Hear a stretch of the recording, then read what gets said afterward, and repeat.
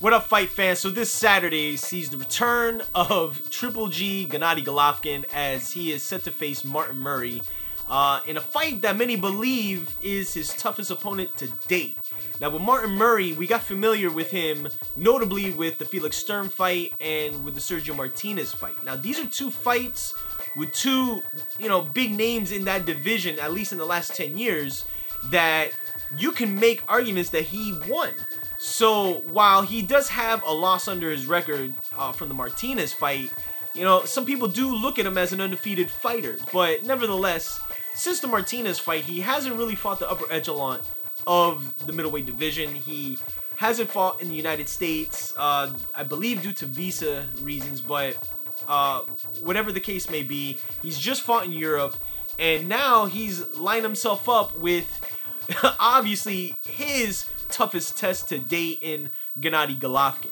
Now Gennady Golovkin for the past 2.5 going on 3 years has been making his mark in the middleweight division and has been gaining the fan base of even the casual fans who again love to see knockouts.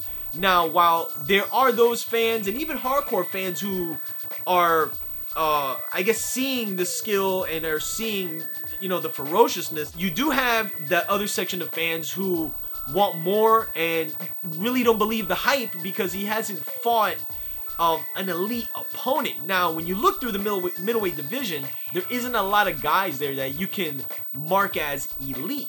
Now he's obviously been calling Miguel Cotto out, he'd like to fight Canelo Alvarez, but I don't think either of those guys are in a rush, if at all, to fight Gennady Golovkin. So where does that put Golovkin? In a fight with Martin Murray. And this fight is taking place in Monte Carlo, and for those those of us who are used to seeing fights on the East Coast time, past 10-11 o'clock at night, this fight takes place on HBO at 5:30. So anybody has plans to go out and what have you, it's a perfect situation. But as far as the fight is concerned, Gennady Golovkin, I think for the most part, there are, like I said, sections of fans who see the skill level, see the power that this guy brings, and when you look at the overall landscape of the middleweight division, even I can't pick somebody who I outright would pick against Golovkin.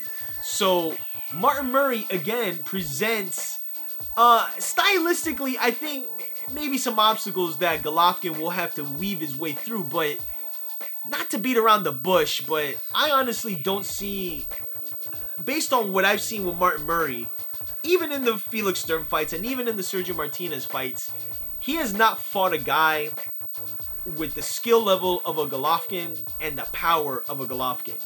So when you add those two things together, and adding that Martin Murray himself isn't a big power puncher, if he doesn't have enough power to get Golovkin's respect, because I don't think boxing-wise he's going to be able to outbox Gennady Golovkin for 12 rounds consistently and effectively.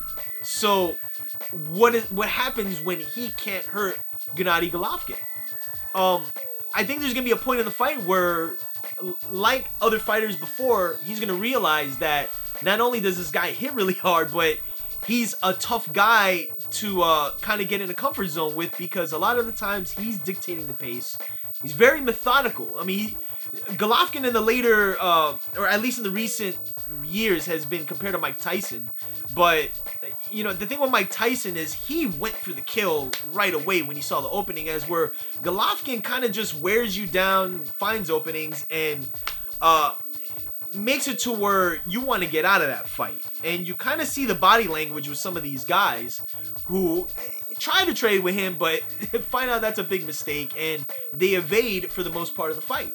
But in this situation, man, I think Murray can box a little, give him some movement, but again, consistency. And I don't think Murray really for 12 rounds can keep up or withstand the punishment that I think Golovkin's going to bring. And I see this fight ending in the 8th or 9th round with Golovkin getting a stoppage or maybe a corner stoppage after Murray just succumbing to the pressure of the footwork that this guy has, that I think is very underrated. And again, man, the guy's got pop in both hands, and he sets shots up And again, I don't think Murray's fought a guy at this level. So I gotta go with Gennady Golovkin with the 8th, 9th round stoppage of Martin Murray. Now on to other news that we got literally today. I haven't talked about the whole, or at least in depth, of the explosion of Al Haymon's business deals with these networks. As you know, the big news was NBC, and then he made the deal with Spike TV that's going to feature Andre Berto and Josecito Lopez. But we got word today that he's going to continue the relationship with Showtime, but they worked out a deal with CBS to have afternoon fights, like 4 p.m. Eastern time fights featuring guys like Johnny Gonzalez, Adonis Stevenson, possibly Deontay Wilder, but I would think that would be prime time. But it hasn't been done since like the mid 80s, as we're at least into the 90s. We were getting USA network fights, you know, Tuesday night fights, and obviously ESPN Friday night fights and Wednesday night fights were going on and what have you. But when you talk about network TV, as far as NBC, CBS, ABC, that had Wide World of Sports back in the early 80s and 70s, a lot of the younger generation have never experienced this. And the boxing world kind of, in a way, was killed and was brought up by the pay-per-view business. As we saw from the 90s on, the pay-per-view business was, as well as HBO, were the predominant factors as to how boxing on a high level was presented. So now Haymon's coming in now and really, at least on the surface, trying to put boxing back on a higher plateau where you're gonna have a huge viewership, especially for the NBC slots that have, you know, fights such as the Keith Thurman Robert Guerrero fight that takes place in March, and then the Lamont Peterson and Danny Garcia fight that takes place April. And on the undercard of that fight is the Peter Quillen Andy Lee fight, which again, these are fights that would be on HBO or Showtime, and we're gonna get them on free network TV.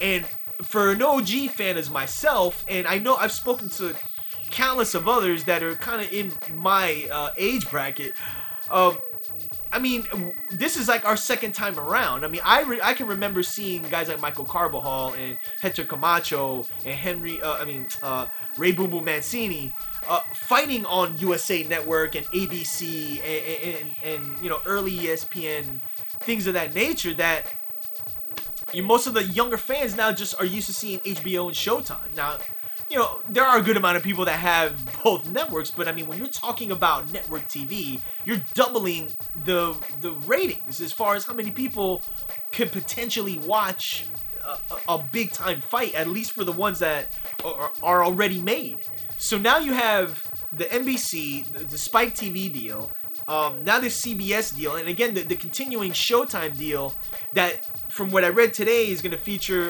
Chavez Jr. I believe April 18th. Maybe that Showtime is not going to be going away anytime soon as well. So what does this do for, like, you know, HBO and you know, the whole Golden Boy going to HBO situation? Is Top Rank got something up their sleeve as far as network TV is concerned? Because they really they don't have their hands in the pot as far as that's concerned. Because Al Haymon's got, like I said, NBC, CBS, and I heard he was talking to ESPN, which is the sister company to ABC. So again, like, at least in the first month and a half into 2015, man, he's already made huge news to put boxing back on network TV, and I'm all for it, man.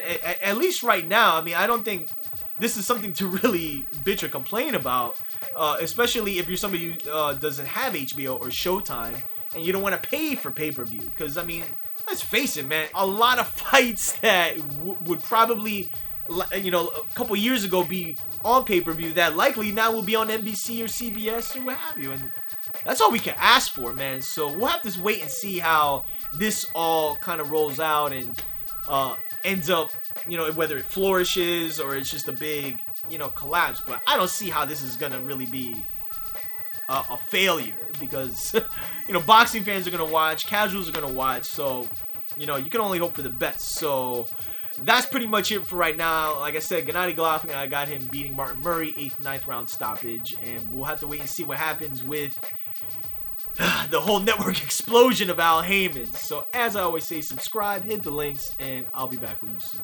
Peace.